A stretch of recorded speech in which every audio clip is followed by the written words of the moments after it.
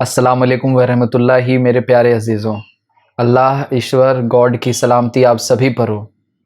इंशाअल्लाह आज जिस टॉपिक पर हम बात करने जा रहे हैं वो हाया सोफिया म्यूज़ियम है।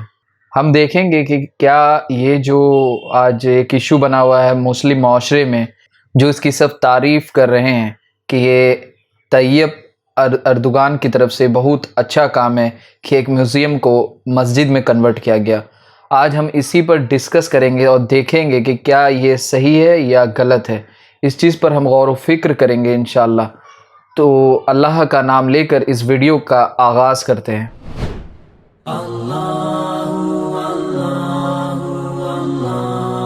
रब्बी शरली सदरी व यस्सिरली अमरी वहलुल उक़दतम मिन लिसानी यफ़क़हू क़ौली। मैं अपनी बात आगाज़ करने से अल्लाह रब्बुल आलमीन से दुआगो हूँ, मौला मेरी जो ज़बान में गिरे है और मेरे जो बोलने में कुछ कोताही हो जाए या उस चीज़ को मेरे खोल दे और मेरे ज़बान से जो बात निकले वो पूरी इंसानियत में जो भी इस वीडियो को सुने उसके दिल में उतर जाए। हम आज जिस टॉपिक पर बात करने लगे हैं वो हाया सोफिया म्यूज़ियम के बारे में है। क्या इसकी मतलब थोड़ा सा इसके बारे में इस्लाम क्या कहता है और इस्लाम का पर्सपेक्टिव क्या होना चाहिए और जो इस्लाम के मानने वाले हैं इस पर उसका क्या अमल होना चाहिए, तो हम इस चीज़ को देखेंगे। जैसा हमें पता है कि टर्की का मैं हिस्ट्री पर बात नहीं करने वाला, मगर आप लोगों को पता है टर्की का मैं थोड़ा सा सिर्फ बताता चलूं कि टर्की में मुस्तफ़ा कमाल अतातुर्क ने 1923 में प्रेसिडेंट बने। वहाँ पर ओटोमन एम्पायर थी, जो आपको पता है आजकल हम लोगों के घरों पे चल रहा है, अर्तुगरुल गाजी का सीरीज़ जो चल रहा है उसी से रिलेटेड है कि वो ओटोमन एम्पायर कैसे वजूद में आया और कैसे उन्होंने 1893 से 1919 तक उन लोगों ने हुकूमत की। तो जब मुस्तफ़ा कमाल अतातुर्क ने जब वो प्रेसिडेंट बने तो उन लोगों ने नए विचारधारा और सेकुलर बनाने की कोशिश की। जैसे उन्होंने पूरे टर्की में सेकुलरिज्म को बढ़ावा दिया और उन्होंने बहुत सारे कानून बदले और एक कानून बनाया। जैसे जब ओटोमन एम्पायर वजूद में आई तो उन्होंने हाया सोफिया चर्च को मॉस्क में बदल दिया, मस्जिद में बदल दिया। फिर बाद में जब मुस्तफ़ा कमाल अतातुर्क ने जब 1923 में प्रेसिडेंट बने तो उन्होंने उसको एज ए पब्लिक सेकुलर होते हुए और एक सॉल्यूशन निकाला कि इस पर क्या अमल इख्तियार किया जाए जिससे सारे लोगों में एक अच्छा मैसेज जाए। हाया सोफिया को एक म्यूज़ियम के तौर पर बना दिया कि लोग इससे ना वो चर्च रहे ना वो मस्जिद रहे। तो ये एक अच्छा सेकुलर मतलब एक क्रिश्चियनिटी हो, वहाँ पर माइनॉरिटीज़ में है तो उनको भी तकलीफ़ ना हो, तो ये एक अच्छा, क्योंकि मस्जिद का जो कॉन्सेप्ट है हमारे लिए मस्जिद का कॉन्सेप्ट जो है कि लोग एक जगह पर जमा होकर अल्लाह रब्बुल आलमीन की इबादत करते हैं, नमाज अदा करते हैं। और हम लोगों के प्रॉफिट मोहम्मद सल्लल्लाहु अलैहि वसल्लम ने भी फ़र्ज़ अदा करने को मस्जिद में बताया और नफल जो भी नफल रकाते हैं वो घर पर पढ़ने के लिए बताया। वो भी एक टॉपिक है। फिर उन्होंने वो आज अभी करंट में हाया सोफिया जो चर्च बना था वो 537 ईस्वी में बनाया गया था। 532 से या 537 में के अप्रॉक्सीमेटली मतलब उसी में ये वजूद में आया। और ये largest of the eastern Roman empire, ये सबसे बड़ा चर्च था उस टाइम। बाद में जब 1893 में ओटोमन एम्पायर आई तो इसे मस्जिद में तब्दील किया। तो अभी के दौर में हमें पता है कि तैयब अर्दोगान ने, वहाँ के जो भी प्रेसिडेंट हैं वो उनकी हिस्ट्री क्या है। तैयब अर्दोगान 1994 से 1998 तक वो इस्तांबुल के मेयर रहे। उन्होंने 2001 में एक पार्टी बनाई, जस्टिस डेवलपमेंट पार्टी, और फिर 2003 में वो इलेक्शन से इलेक्ट होकर वो प्राइम मिनिस्टर बन गए। और वहाँ पर का कानून है कि कॉन्स्टिट्यूशन है कि वहाँ पर प्राइम मिनिस्टर 3 साल से ज़्यादा कोई नहीं बन सकता। जब 2014 में इनका प्राइम मिनिस्टर का मतलब आखिरी कार्यकाल था तब इन्होंने कुछ ऑर्डिनेंस पास किए, मतलब बिल पास की, और उन जितने भी अथॉरिटी थे इन्होंने सारा प्रेसिडेंट को दे दिया। जो प्रेसिडेंट एज ए इंडिया में है जिनके उनको कोई इतनी बड़ी अथॉरिटी नहीं है डिसीजन मेक लेने का, जो प्राइम मिनिस्टर जो करता है वो सारा मतलब जो भी उनको डिसीजन था वो सारा उन लोगों ने, तैयब अर्दोगान ने वो बिल पास करके प्रेसिडेंट को कर दिया। तो आज टर्की में सिर्फ प्राइम मिनिस्टर सिर्फ नाम के, जो भी फैसले लेना होता है वो तैयब अर्दोगान लेता है। आप देखेंगे जब मुस्तफ़ा कमाल अतातुर्क ने जब 1923 से लेकर 1938 तक जो वो कंट्री वो एज ए प्रेसिडेंट थे, तो वहाँ पर उन्होंने जितना दिन चलाया, तो आज के दौर में जो उनकी जो मतलब स्ट्रेटजी और मोनोपोली और सेकुलरिज्म के प्रति एज ए डिक्टेटर, वो डिक्टेटरशिप में कुछ ही लोग मतलब लोकप्रिय हैं जो इन सब पब्लिक के लिए कुछ काम किए हैं, उसमें से डिक्टेटर में सबसे पसंदीदा अतातुर्क में भी माने जाते हैं। तो उन्होंने वो कंट्री को सेकुलर बनाया, लोगों को वोट देने का अधिकार दिया। तो ये कुछ थोड़ी सी मैंने सिर्फ आपको समझने के लिए मैंने सिर्फ एक छोटा सा हिस्ट्री बताया वहाँ का, टर्की का, कि वहाँ पर हुआ क्या आखिर। अब मसला ये हुआ है कि इन्होंने वहाँ पर जो एक एक्सट्रीमिज़म होता है, एक्सट्रीमिस्ट लोगों को उन लोगों ने बहुत बढ़ाया है, जो कि इस्लाम में आप पहला चीज़ क्लियर कट आप समझेंगे, इस्लाम में एक्सट्रीमिस्ट होने का कोई मतलब आपको मतलब इस्लाम में इसकी कतई जगह नहीं है। हर चीज़ में गुंजाइश छोड़ा जा सकता है, ठीक है। और हिकमतन काम, अल्लाह कुरान में फरमा रहा है कि आप हिकमत से काम लो। और प्यारे आकाए ताजदार की जब आप ज़िंदगी उठाकर देखेंगे तो उन्होंने हिकमत से काम लिया है। अगर वो चाहते, आप जब उनकी हिस्ट्री पढ़ेंगे, तो मैं सिर्फ एक वाक़या यहाँ पर बताता चलूँ कि अल्लाह के प्यारे हबीब ने मक्का में 13 साल तबलीग किया, 13 ईयर्स, और उन्होंने एक मस्जिद भी तलब नहीं किया। हाया सोफिया का जो अभी उसको मस्जिद में कन्वर्ट किया गया है, आज पूरे मुस्लिम में एक बहस का मौजू बना हुआ है कि लोग बता रहे हैं कि बहुत अच्छा काम तैयब अर्दोगान ने बहुत अच्छा काम किया, बहुत अच्छा काम किया, बहुत अच्छा। और बहुत सारे लोग जो मुसलमान में ही है, बहुत लोगों ने क्रिटिसाइज़ भी कर रहे हैं, उनके पास भी वैलिड रीज़न है। मगर जो इस्लाम का नज़रिया है, इस्लाम का एक जो हमारे जो आकाए ताजदार ने हमें सिखाया है, क्या उस पर वो सही है? उन्होंने जो ये स्टेप लिया है, ये क्या सही है? और मुसलमान जो तारीफ़ कर रहे हैं, क्या वो सही है? जब आप रिसर्च करेंगे, अब टर्की में जब अर्दोगान का पूरा बैकग्राउंड खंगालेंगे या बैकग्राउंड देखेंगे, तो आपको पता चलेगा ये पॉलिटिकल स्टंट है कि सिर्फ पब्लिक को अपने तरफ अट्रैक्ट करने के लिए वहाँ पर जीडीपी 0 से 1% हो गया, अभी रिसेंट का 0 से 1%। और जिस समय ये इससे पहले वो 6 से 7% से ग्रो कर रहा था। और अभी वो लोगों को डिस्ट्रैक्ट करने के लिए, लोगों को मुद्दे से हटाने के लिए उन लोगों ने एक ये पॉलिटिकल स्टैंड किया कि पब्लिक को किस तरफ उस चीज़ से निकाल कर इस तरफ डाला जाए।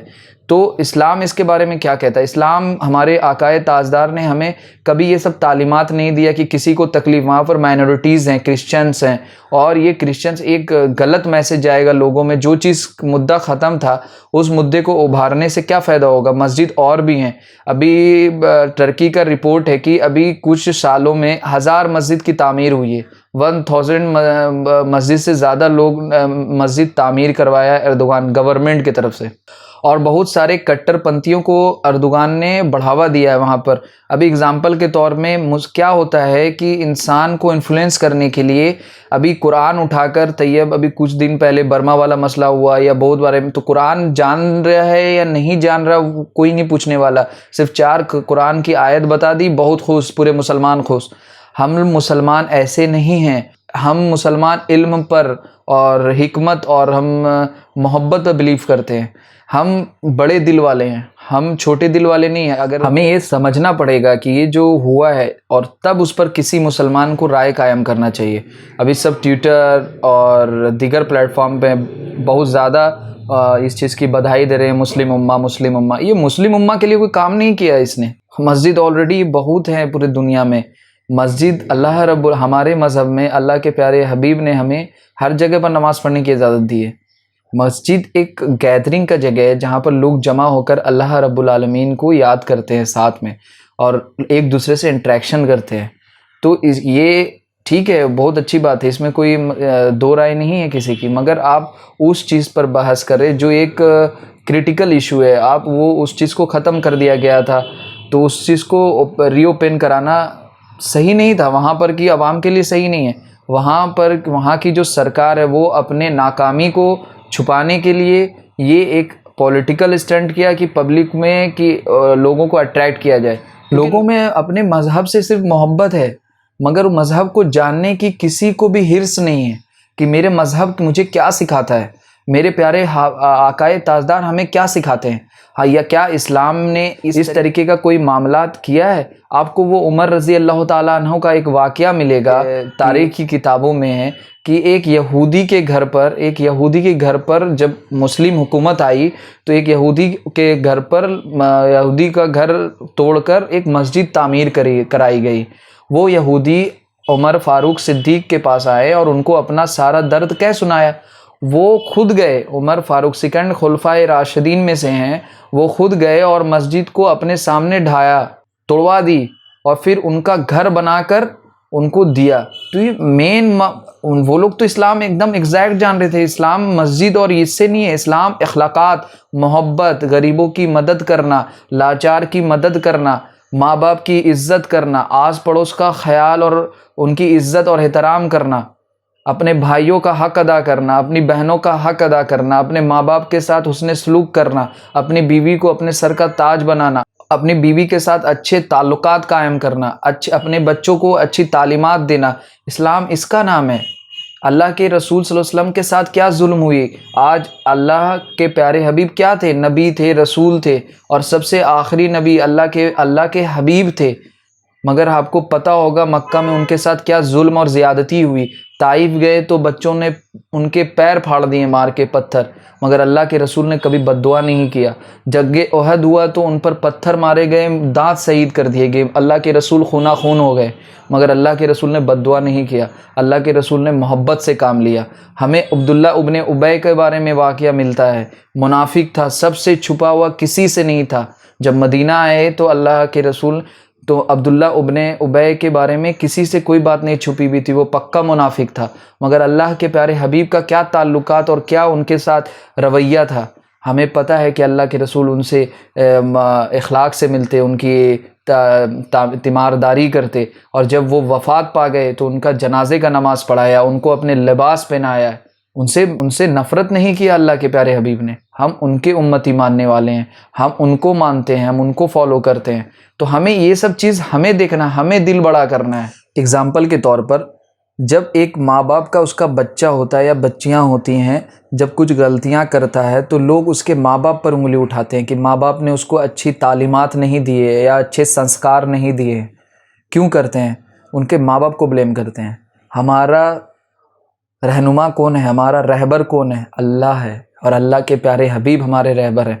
अल्लाह ने सिर्फ किताब नहीं उतारा, अल्लाह ने किताब उतारा तो उतारा और प्यारे हबीब को उस पर चला कर दिखा दिया। सबसे इखलाक में, आला मकाम में सबसे ऊपर अगर कोई है तो आकाए ताजदार हैं। उन्होंने कितने वाक़यात हमें मिलते हैं। हम तो सिर्फ बोलते हैं, सिर्फ बोलने लफ्ज़ से अदा कर देना वो बात नहीं है, अपने किरदार में लाना ये बहुत बड़ी बात है। मैं ये बताना चाह रहा हूँ उम्मत मुस्लिमा को कि मेरे भाई, किसी को हर चीज़ पर कहीं पर हिकमतन काम करना बहुत ज़रूरी है। लोगों में मैसेज डालना ज़रूरी है कि हमें लड़ झगड़ कर कोई चीज़ ले लेना, ये इस्लाम नहीं सिखाता। इस्लाम हमें सिखाता बड़ा दिल करो, जिससे लोगों में मैसेज जाए, अरे ये बंदा तो ऐसा था। अभी उन्होंने मुस्तफ़ा कमाल अतातुर्क ने म्यूज़ियम किया तो कितना खुशगवार माहौल हो गया, जीडीपी ग्रो कर रहा है, सारा चीज़। आप पूरा हिस्ट्री देखिए उनका, आप पढ़िए तो आपको पता चलेगा कि उन लोगों ने, उनके क्या थॉट्स थे। वो अलग बात है, उन्होंने, किसी ने इस्लामिक नॉलेज नहीं लिया, कुरान नहीं का नॉलेज नहीं लिया। आज उसी के वजह से लोग थोड़ा सा अगर कोई कुरान की बात कर देता खूब खुश हो जाते हैं। अरे भाई, कुरान पढ़ो, खुद पढ़ो, कुरान अपनी ज़िंदगी में उतारो। हम लोगों की कुरान सबसे आला तरीन किताब है और आला तरीन बातें हैं उसमें। हम सबको उस चीज़ पर गौर व फिक्र करने की ज़रूरत है, मगर हमें कुरान आती नहीं। आज अपने आप आसपास का थोड़ा सा जायज़ा ले लें तो आपको पता चलेगा कुरान तो किसी को आता नहीं। आज तो शर्म की बात है, सबसे पूरी दुनिया में सबसे ज़्यादा कुरान पढ़ने जाने वाली किताब में सबसे ज़्यादा पूरे दुनिया में सबसे ज़्यादा पढ़ने जाने वाली कुरान है, मगर सबसे ज़्यादा ना समझ कर पढ़ने जाने वाली भी किताब कुरान ही है। ये शर्म की बात है, ये हम सबको समझने की ज़रूरत है। हमें अपने ज़िंदगी में कुरान को उतारने की ज़रूरत है, हमें हिकमत से काम लेने की ज़रूरत है। लोगों में हम, अल्लाह रब्बुल आलमीन ने हमको ज़िम्मेदार बनाया है, अल्लाह रब्बुल आलमीन ने हम पर ज़िम्मेदारियाँ डाली हैं। अल्लाह रब्बुल आलमीन ने कुरान में फ़रमाया है, सूरह आले इमरान चैप्टर नंबर 3 आयत नंबर 110, कुंतुम खैरा उम्मतीन व उखरजत लिन्नास तामरून बिल मारूफी व तनहानी अनिल मुनकर व तुमिनून बिल्लाह। कितनी बड़ी बात है। अल्लाह ने क्या बताया हमें, तुम सबसे खैरा उम्मा हो। अल्लाह ने हम पर जिम्मेदारी डाला, तुम सबसे खैरा उम्मा हो और तुम लोग निकाले, व उखरजत लिन्नास, तुम निकाले गए हो। तामरून बिल मारूफ, तुम अच्छी अच्छी बातों की तरफ बुलाते हो। अच्छी अच्छी बातों की तरफ कैसे बुलाएंगे? तो जैसे अगर हम लोग अपने किरदार करेंगे तब ना उनको बुलाएंगे, वो अट्रैक्ट होंगे, हम लोग से मुतासिर होंगे, तो फिर हमसे जुड़ेंगे। जब हम उनको पहले भगा देंगे तो फिर कैसे जुड़ेंगे? वह तन्हानी मुनकर, और बुरी बातों से रोकते हो तो, और वो तुमिनून बिल्लाह, अल्लाह पर यकीन रखते हो। तो अल्लाह पर कैसा यकीन है? हमारा कैसा यकीन है? अल्लाह ने इतनी बड़ी जिम्मेदारी हमें सौंपी है, किसी क्रिश्चियन को नहीं सौंपी, किसी यहूदी को नहीं सौंपी, किसी सिख को नहीं सौंपी, किसी जुडाइज़म को नहीं सौंपा, ये मुसलमान को सौंपा है। ये हमें जिम्मेदारी को हमें समझना है, हमें समझने की ज़रूरत है, हमें ज़्यादा अच्छा बनने की ज़रूरत है। लोग जब देखेंगे सीखेंगे तो फिर बोलेंगे नहीं, इस्लाम मज़हब में कोई बात तो ज़रूर है। लोग मुसलमान गरीब की मदद करते हैं, मुसलमान किसी को तकलीफ़ नहीं देते, मुसलमान भूखे को खाना खिलाते हैं, मुसलमान रास्ते से पत्थर हटाते किसी को तकलीफ़ ना पहुँचे, मुसलमान रास्ते से कांटा हटा देते किसी को तकलीफ़ ना पहुँचे, मुसलमान साफ़ सफाई रखते हैं, मुसलमान राहगीर को रास्ता दिखा देते हैं, मुसलमान आपस में मोहब्बत फैलाते हैं, मुसलमान इत्तेहाद से काम लेते हैं, मुसलमान हिकमत से काम लेते हैं। ये मैसेज हम जब किरदार में आएगा तब ना जाएगा। अल्लाह के रसूल सल्लल्लाहु अलैहि वसल्लम ने अपने किरदार में कुरान लाया तब ना पूरे दुनिया में आज तक उनकी ज़िंदगी लोग पढ़कर इस्लाम कबूल करने से अपने आप को रोक नहीं पा रहे हैं। मगर ऐसे भी लोग हैं जो आज हम लोग के किरदार के वजह से अल्लाह पर सवाल उठाए जा रहे हैं। आज हम लोगों के किरदार के वजह से नबी पाक पर सवाल उठाए जा रहे हैं। कौन है ज़िम्मेदार उसका? कहीं ना कहीं तो हम लोग भी हैं ना। मगर ऐसे लोग हैं जो लोग कुरान पढ़कर आज नबी रहमत सल्लल्लाहु अलैहि वसल्लम की सदाकत और उनकी इखलाकियात पर अपने आप को कुर्बान कर रहे हैं। आज मुसलमान को देखकर कोई इस्लाम नहीं कबूल कर रहा है, आज अल्लाह के प्यारे हबीब की ज़िंदगी को देखकर कबूल कर रहा है। तो ये चीज़ हमें समझना चाहिए और अपनी ज़िंदगी को वैसा बनाना चाहिए। तो ये सब बातें हैं, ये हमें समझना है कि अगर वो पॉलिटिकल हाया सोफिया म्यूज़ियम को अगर वहाँ कन्वर्ट किया गया है मस्जिद में, तो वो वहाँ पर का हमें ज़रूरत है कि हमें इल्म लेना है कि भाई हुआ कैसे, क्या इसके पीछे लॉजिक है, क्या हुआ, ये सही हुआ या गलत हुआ। इस चीज़ पर हमें गौर व फिक्र करना चाहिए। ठीक है, आपको पता होना चाहिए कि सबसे ज़्यादा जर्नलिस्ट अगर कहीं जेल में बंद है तो वो टर्की है। पहले नंबर पर चाइना आता है, सेकंड नंबर पर फोर्ब्स की ये रिपोर्ट है जो आपके स्क्रीन पर भी आ रही है, और सेकंड नंबर पर टर्की है, सिर्फ एक से पीछे है। इस्लाम तो फ्रीडम ऑफ एक्सप्रेशन की बात करता है। क्या अल्लाह के रसूल सल्लल्लाहु अलैहि वसल्लम से लोग सवाल जवाब नहीं करते थे? अल्लाह के रसूल उसके सवाल का जवाब देते थे। ऐसे ऐसे सवाल करते थे जो कि हम लोग जवाब दे नहीं सकते, हम लोग गुस्सा आ जाते, मगर अल्लाह के रसूल मुस्कुरा कर उसका जवाब देते थे और लाजवाब कर देते थे। तो वो चीज़ हमें करना है ना, हमें बनना है। जब उसके लिए क्या करना पड़ेगा? पढ़ना पड़ेगा। मगर मुसलमान पढ़ना नहीं चाहता, रेडीमेड इस्लाम, बस खाली अल्लाह अल्लाह खैर सल्ला हो जाए। और सबसे मैं एक मिसाल देना चाहूँगा कि आज इस्लाम को सब मजाक बना बैठे हैं। मैं एक सिंपल क्वेश्चन करता हूँ आप सभी से कि जब इंसान कोई बिजनेस करता है तो अगर उसने शॉप खोला है तो शॉप में हर चीज़ चाहता है कि अच्छे से अच्छा करे। क्यों करे? कि कस्टमर उस तरफ अट्रैक्ट हो। पहला तो प्राइसिंग का वो देखता है कि दूसरे के प्राइसिंग से थोड़ा कम करूँ तो लोग मेरे पास अट्रैक्ट होंगे। एसी लगा दो तो लोग एसी में के मार्फत से लोग अट्रैक्ट होंगे। तो ये जितनी भी हिकमतन बात होती है वहाँ पर यूज़ करता है, वहाँ पर यूज़ करता है क्योंकि उससे अर्निंग होगा, पैसे आएंगे। जब इस्लाम की बात होती है तो बात करने के लहजा बदल जाता है। जब कस्टमर उसके दुकान पर आता है तो इतने पोलाइटली बात करता है कि ज़बान दिल काट के बाहर रखता है। क्यों? उससे उसको बेचना है, अपना प्रोडक्ट बेचना है, अपना माल बेचना है। ये डबल स्टैंडर्ड हुआ। इस्लाम भी तो हमारे लिए अल्लाह के रसूल ने हमें ये बताया नहीं कि जो इस्लाम का मैसेज है दूसरों तक पहुँचा दो। इस्लाम का मतलब मोहब्बत है। हमें क्या बताया गया? अगर कोई मान रहा है ठीक है, नहीं मान रहा तो पीछे हो जाओ, उससे सलाम कलाम रखो, दूर की रखो तुम। तो ये क्यों बताया गया कि मोहब्बत मेंटेन रहे? तो ये चीज़ हमें समझना चाहिए। तो जिस मज़हब का बुनियाद तालीमात है वो मज़हब आज कितने तारीखी में है। अल्लामा इकबाल ने कहा था ना, हैरत है कि तालीम और तरक्की में है पीछे, जिस कौम की आगाज़ इकरा से हुआ था। कितनी बड़ी बात है, कह दिया अल्लामा इकबाल ने। बेशक हक कहा, जिस कौम अल्लाह रब्बुल आलमीन ने कुरान जो उतारा तो सबसे पहली आयत इकरा उतारा, पढ़ो। अल्लाह के रसूल ने तालीमात दी एजुकेशन का, पढ़ो, हर मैटर का पढ़ाई पढ़ो। ज़रूरी नहीं, कहीं पर अल्लाह के रसूल ने नहीं कहा है कि इस्लामी एजुकेशन ही लो। अल्लाह के रसूल ने कहीं पर नहीं कहा। अल्लाह ने कहा, अल्लाह के प्यारे हबीब हर एजुकेशन को प्रमोट करते थे। और जिस उस उम्मती, हम नबी सम के उम्मती हैं और हम लोग एजुकेशन के मैटर में कितने पीछे हैं, कितने पीछे हैं। इंडिया का आप रिपोर्ट उठा लें, दलित से बदतर है मुसलमान। हम कहाँ हैं? अल्लामा इकबाल क्या कह रहे हैं कि जिस कौम को होना चाहिए तरक्की और तालीम में सबसे आगे, आज वो काम सबसे खार है, सबसे पीछे है। और बता रहे हैं जिस कौम की बुनियाद तालीमात थी, जिस कौम की बुनियाद इल्म था, आज वो कौम कहाँ है? तो ऐसे नहीं होता मेरे भाई। और एक मैं बात बताता चलूँ, अल्लामा इकबाल की बात निकली तो एक बात और मैं बता दूँ। उन्होंने आज मस्जिद पर लोग लड़ते हैं मगर मस्जिद में नमाज पढ़ने नहीं जाते। आप मस्जिदों की हाल देखें, कौन जवाब दे? जब मस्जिद में नमाज पढ़ने नहीं जाते, कौन जवाब दे? हम जवाब दें। वो उन्होंने कहा ना, अल्लामा इकबाल ने सिकवा किया ना, मस्जिद तो बना ली सब भर में ईमा की हरारत वालों ने।